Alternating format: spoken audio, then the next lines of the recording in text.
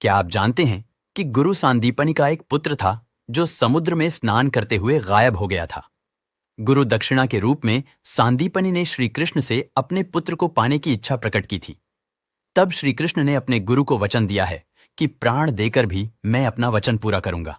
आज मैं प्रतिज्ञा करता हूं कि आपका पुत्र तीनों लोकों में जहां भी होगा, मैं उसे ढूंढकर आपके पास ले आऊंगा, और तभी मैं अपने आप को आचार्य ऋण और गुरु दक्षिणा के उत्तरदायित्व से मुक्त समझूंगा। जब तक मैं आपके पुत्र को वापस न ले आऊं, तब तक मैं अपने घर नहीं जाऊंगा। मुझे आशीर्वाद दीजिए कि मेरा ये प्रण पूरा हो जाए। फिर श्री कृष्ण और बलराम दोनों आशीर्वाद लेकर वहां से चले जाते हैं। श्री कृष्ण और बलराम प्रभास क्षेत्र में पहुंचकर समुद्र के किनारे खड़े हो जाते हैं। फिर श्री कृष्ण अपनी माया से एक धनुष को हाथ में प्राप्त करके उसकी प्रत्यंचा से टंकार करते हैं, जिसके चलते समुद्र और आसमान में भूचाल जैसा आ जाता है। फिर समुद्र के भीतर से समुद्रदेव प्रकट होकर कहते हैं, जगतपति के श्री चरणों में प्रणाम। क्या आज्ञा है प्रभु? यह सुनकर श्री कृष्ण कहते हैं, हे रत्नाकर, हमारे गुरु महात्मा सांदीपनि का पुत्र पूर्णदत्त तुम्हारे इस प्रभास क्षेत्र में पर्व स्नान के लिए आया था। यहां से तुम्हारी लहरें उसे बहाकर ले गईं। हमारी आज्ञा है कि पूर्णदत्त जहां भी है उसे तत्काल लाकर हमें वापस कर दो। तब समुद्रदेव कहते हैं, प्रभु पूर्णदत्त मेरे पास नहीं है। इस पर श्री कृष्ण कहते हैं, तो फिर कहां है? तब समुद्रदेव कहते हैं, भगवान, मेरी गहराइयों में पांचजन्य नाम का एक राक्षस रहता है। यह उसी महादैत्य का काम हो सकता है, क्योंकि वह तट पर स्नान करने वालों को खींचकर समुद्र में ले जाता है और उन्हें खा जाता है। पूर्णदत्त को भी वही खा गया होगा। तब श्री कृष्ण पूछते हैं कि वह महादैत्य इस समय कहां है? इस पर समुद्रदेव कहते हैं कि इस समय वह समुद्र तल पर पड़े हुए एक छोटे से शंख के अंदर छिपकर विश्राम कर रहा है। यह सुनकर बलराम कहते हैं, छोटे से शंख के अंदर? इस पर समुद्रदेव कहते हैं, जी, वह मायावी राक्षस अपने शरीर को छोटा करके उस शंख के अंदर चला जाता है। वही उसका निवास स्थान है। यह सुनकर श्री कृष्ण और बलराम दोनों समुद्र के अंदर चले जाते हैं और बहुत ही गहरे तल में वे उस शंख को खोज लेते हैं।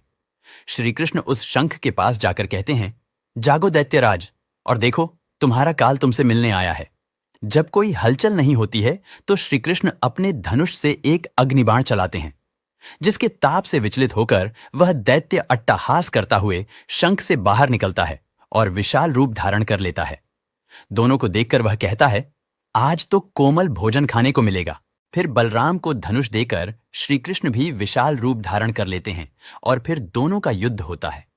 मार खाने के बाद वह दैत्य भागने लगता है तो श्री कृष्ण भी उसके पीछे तैरते हुए जाते हैं। वह दैत्य तेजी से तैरता हुआ एक समुद्री सुरंग में घुस जाता है। श्री कृष्ण भी उसके पीछे रहते हैं। फिर एक जगह जाकर श्री कृष्ण पीछे से उसकी दोनों टांगे पकड़कर मारते हैं। फिर दोनों में गदा युद्ध होता है। अंत में उसकी गदा गायब हो जाती है तो श्री कृष्ण उसे अपनी गदा से खूब मारते हैं। वह बुरी तरह घायल होकर नीचे गिर पड़ता है। तब श्री कृष्ण अपनी गदा को तलवार में बदलकर उस दैत्य के सामने क्रोधित होकर खड़े हो जाते हैं। वह दैत्य भयभीत हो जाता है। श्री कृष्ण उसके दो टुकड़े कर देते हैं। तभी वहां बलराम भी आ जाते हैं। यह देखकर बलराम कहते हैं, इसके पेट में तो पूर्णदत्त की हड्डियां भी नहीं है, इसे व्यर्थ ही मारा। तब श्री कृष्ण कहते हैं, व्यर्थ ही नहीं, वास्तव में इसके उद्धार का समय आ गया था। तब बलराम कहते हैं, तो फिर अब क्या? श्री कृष्ण कहते हैं, कुछ नहीं, अब यमराज की राजधानी संयमणि में चलते हैं, वहीं पूर्णदत्ता को ढूंढ सकते हैं। बलराम जी कहते हैं, हां चलो। तभी श्री कृष्ण की नजर उस शंख पर जाती है। उसे देखकर वे कहते हैं, दाऊं भैया, ये शंख कितना सुंदर है, देखें इसकी ध्वनि कैसी है। फिर श्री कृष्ण उस शंख को उठाकर बजाते हैं तो सबसे पहले भगवान शंकर सुनते हैं। फिर अन्य देवता श्री कृष्ण को देखकर उन्हें नमस्कार करते हैं। बलराम जी भी हाथ जोड़कर प्रभु को नमस्कार करते हैं। फिर श्री कृष्ण कहते हैं, आज से यही हमारा शंख होगा। प्रत्येक युद्ध में इसी के साथ हम युद्ध घोष करेंगे। इसका नाम पांचजन्य शंख होगा और जहां भी यह शंख बजेगा वहां धर्म की विजय होगी। चलो अब यमराज जी के पास चलते हैं। उधर यमलोक में दरबार में बैठे यमराज जी पदचाप की ध्वनि सुनकर कहते हैं, ये किसके पदचाप की ध्वनि है चित्रगुप्त? ऐसा कौन है जिसके बढ़ते हुए चरणों की धमक से यमपुरी की धरती भी कंपायमान हो रही है? फिर क्रोधित होकर यमराज जी कहते हैं, ये कौन आ रहा है? यह सुनकर चित्रगुप्त जी कहते हैं, हे यमराज, इस क्षण में तो किसी भी प्राणी के आने का कोई उल्लेख नहीं है मेरे खाते में। इसीलिए प्रभु जो आ रहा है वह मृत्युलोक का प्राणी नहीं हो सकता, कोई और ही है। यमराज कहते हैं, और कौन असुर या सुअर? चित्रगुप्त कहते हैं, मैं नहीं जानता भगवान। उधर यम के द्वार पर श्री कृष्ण और बलराम पहुंच जाते हैं। द्वार पर यमदूतों का कड़ा पहरा रहता है। वे द्वार के अंदर जाने लगते हैं तो द्वारपाल उन्हें रोककर कहता है, कौन हो तुम? जो यमदूत तुम्हें यहां लाए हैं वो कहां हैं? यह सुनकर श्री कृष्ण कहते हैं, हमें कोई यमदूत यहां नहीं लाया, हम स्वयं आए हैं। इस पर यम द्वारपाल कहता है, स्वयं आए हो, यह कैसे हो सकता है? तुम इस पार्थिव शरीर के साथ यहां कैसे आ सकते हो? कोई प्राणी अपने जीवित शरीर के साथ यहां तक नहीं पहुंच सकता। केवल मरने के पश्चात ही जीवों को यहां लाया जाता है। यह सुनकर श्री कृष्ण मुस्कुराते हुए कहते हैं कि परंतु हम तो कभी मरते ही नहीं, इसीलिए ऐसे ही आना पड़ा। अब आ गए हैं तो हमें अंदर आने दो। यह सुनकर द्वारपाल क्रोधित होकर कहता है, मूर्ख बालकों, तुम समझते क्यों नहीं? यह यमपुरी है, कोई बच्चों के खेलने का स्थान नहीं। यह सुनकर श्री कृष्ण कहते हैं, परंतु हम खेलने नहीं आए हैं, हम तो यमराज जी के दर्शन करने आए हैं। यह सुनकर द्वारपाल कहता है, केवल मरने के बाद ही जीवों को उनके दर्शन होते हैं। यह सुनकर श्री कृष्ण कहते हैं, यदि मरने के बाद ही दर्शन होते हैं तो भैया हमें मार ही डालो। यह सुनकर द्वारपाल आश्चर्य से कहता है, परंतु हम तुम्हें नहीं मार सकते। जब तक किसी प्राणी का समय नहीं आ जाता उससे पहले तो यमदूत भी उसे नहीं मार सकते।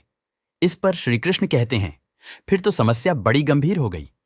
तुम हमें मार नहीं सकते और मरे बिना हम अंदर नहीं जा सकते, तो एक काम करो कि यमराज जी से कहो कि वे ही बाहर आ जाएं, क्योंकि हमारा उनसे मिलना परम आवश्यक है।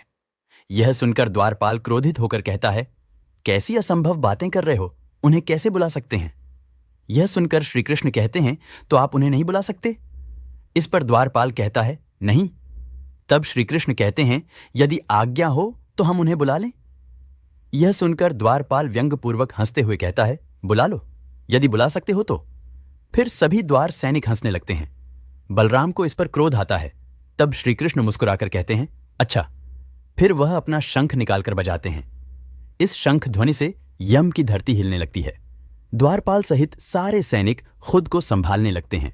उधर यम का सिंहासन भी हिलने लगता है। यम क्रोधित होकर पूछते हैं, ये कौन है जिसने यमलोक में आकर ऐसी धृष्टता करने का कार्य किया है? उसे हमारे सामने तुरंत उपस्थित किया जाए। तभी वह द्वारपाल आकर कहता है, क्षमा करें प्रभु, तरुण अवस्था के 2 उदंड बालक जाने किस प्रकार अपने पार्थिव शरीर के साथ ही यमपुरी के मुख्य द्वार पर पहुंच गए हैं। वो हठ कर रहे हैं कि आप स्वयं चलकर उन्हें दर्शन दें। मना करने के बाद उन्होंने किसी मायावी शंख को इस प्रकार फूंकना शुरू किया कि जिससे यमपुरी के मुख्य द्वार से लेकर सारे महल हिलने लगे हैं। प्रभु, यह सुनकर यमराज जी कहते हैं, इसका अर्थ है कि वे दोनों कोई मायावी असुर है जिन्होंने हमारी नगरी पर आक्रमण करने का साहस किया है। उनकी इस धृष्टता का उत्तर हमारा यमदंड उन्हें देगा।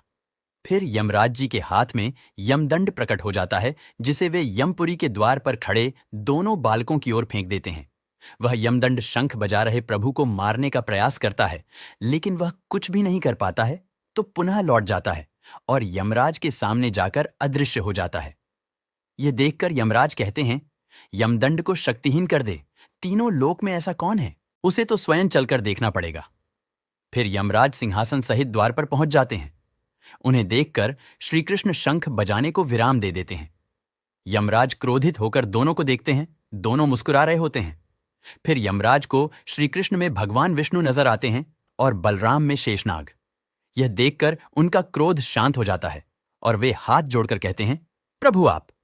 फिर यमराज जी सिंहासन से उतरकर प्रभु के समक्ष हाथ जोड़े घुटने के बल खड़े होकर कहते हैं, हे त्रिलोकपति, अपने दास की भूल को क्षमा करके इस अकिंचन का नमन स्वीकार करें। इस दास के लिए क्या आज्ञा है प्रभु? तब श्री कृष्ण कहते हैं, हम महामुनि सांदीपनी के पुत्र पूर्णदत्त को आपसे वापस मांगने आए हैं। अपने कर्मानुसार वो जिस लोक में जहां भी हो उसे लाकर हमें दे दो, यही हमारी आज्ञा है। यह सुनकर यमराज जी कहते हैं, हे सर्वशक्तिमान, हमारे पास सभी प्राणी जीवात्मा के रूप में ही आते हैं। मैं उसे उसी रूप में वापस कर सकता हूं, परंतु उन्हें पार्थिव शरीर प्रदान करने की शक्ति मुझमें नहीं है प्रभु। यह सुनकर श्री कृष्ण कहते हैं, उसकी चिंता तुम न करो, तुम हमें वो जीवात्मा ही लौटा दो। फिर यमराज जी कहते हैं, जो आज्ञा प्रभु। फिर यमराज जी के हाथ पर एक ज्योति प्रकट होती है जिसे वे प्रभु को दे देते हैं। फिर श्री कृष्ण और बलराम पूर्णदत्त की आत्मा को लेकर चले जाते हैं। उधर सुदामा गुरुमाता बोलता हुए दौड़ता हुआ गुरुमाता के पास जाकर खड़ा हो जाता है तो माता कहती है, क्या है सुदामा? सुदामा कहता है, गुरुमाता कृष्ण आ गया है। यह सुनकर गुरुमाता भावुक होकर कहती है, क्या कृष्ण आ गया है? यह सुनकर सांदीपनि भी सुदामा की ओर देखने लगते हैं। तब सुदामा कहता है, हाँ गुरुमाता, उसके साथ आपका पुत्र पूर्णदत्त भी आया है। यह सुनकर गुरुमाता के हाथ से घड़ा छूट पड़ता है और कहती है, क्या मेरा पूर्णदत्त आ गया है? सांदीपनि ऋषि यह सुनकर खड़े हो जाते हैं और आश्चर्य से कहते हैं, क्या? और दौड़ते हुए सुदामा के पास आकर कहते हैं, क्या कहा पूर्णदत्त आ गया है? सुदामा कहता है, हाँ गुरुदेव, कृष्ण और बलराम के साथ आपका पुत्र भी आया है। यह सुनकर सांदीपनि ऋषि सुदामा को आंखें फाड़कर देखते हैं। तभी सुदामा द्वार की ओर संकेत करते हुए कहता है, वो देखिए। सांदीपनि ऋषि आंखें फाड़ते हुए घोर आश्चर्य से आश्रम के द्वार पर देखते हैं। गुरुमाता भी अचंभित हो जाती है। यज्ञ कर रहे सारे शिक्षक और विद्यार्थी खड़े हो जाते हैं। सभी द्वार से भीतर आते हुए कृष्ण बलराम के बीच चल रहे पूर्णदत्त को देखकर आश्चर्य करते हैं। गुरुमाता की प्रसन्नता का ठिकाना नहीं रहता है।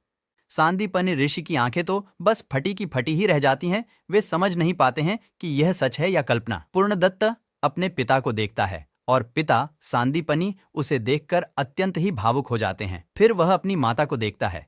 गुरु माता उसे देखकर खुशी के मारे रोने लगती है। तीनों इतने हर्षित हो जाते हैं कि समझ में नहीं आता है कि क्या करें।